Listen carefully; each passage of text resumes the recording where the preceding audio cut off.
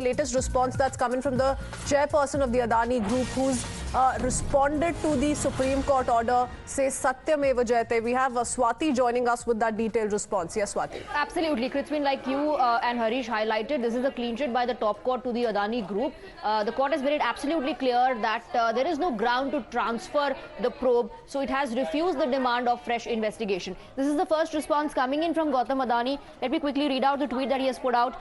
The Honorable Supreme Court's judgment shows that truth has prevailed. Satyamev Jayate. I am grateful to those who stood by us. A humble contribution to India's growth story will continue. Jai Hind. So he said truth has prevailed and the Supreme Court's judgment clearly indicates that. Back to you. Many thanks for that, Swati. Let me quickly go across to Bhavtosh as well, with the Supreme Court saying there's no ground here to transfer the probe in the case, and it can be raised only if there's a willful or deliberate violations of rule. Speaks for itself, Bhavtosh, that the Supreme Court sees no violation of rules in this particular case. A big clean sheet really to the Adani Group. The SEBI has to now conclude its probe in the next 3 months. Yes, Christine. In fact, as soon as the Hindenburg report came out, they were.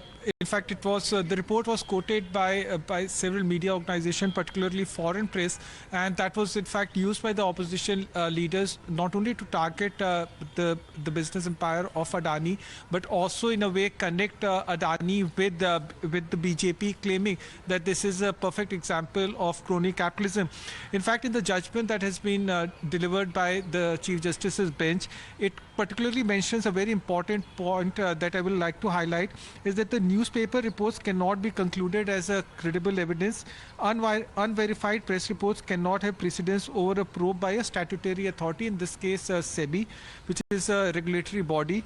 And it has further said that powers of SC to enter regulatory domain of SEBI in framing of delegated legislation is very limited.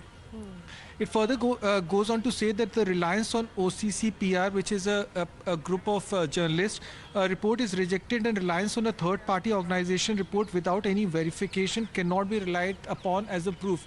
What had happened for past 8 to 10 months is that there were several reports that were published and also put out on Twitter and other social media platforms, claiming that because the Hindenburg report is out in open, and because there are reports which are coming on in foreign press, which was repeatedly quoted by several opposition leaders, they believe that this is a gospel truth, and that is the reason why BJP is at fault, and also Adani should be probed by an independent SIT. Now, the Supreme Court order, which has been delivered by the Chief Justice bench, has said that just because the report is coming out in various press reports and also in international press, that cannot be treated as a gospel truth, and they will continue to wait for the SEBI's final report to come out, which will in fact will come out in next 3 months. Okay, many thanks for that, Bhavtosh. Stay on with us. Naturally, many are also viewing this court order as a big setback to the Congress, because they are the ones who almost made it their single point agenda to target the Modi government on what they claim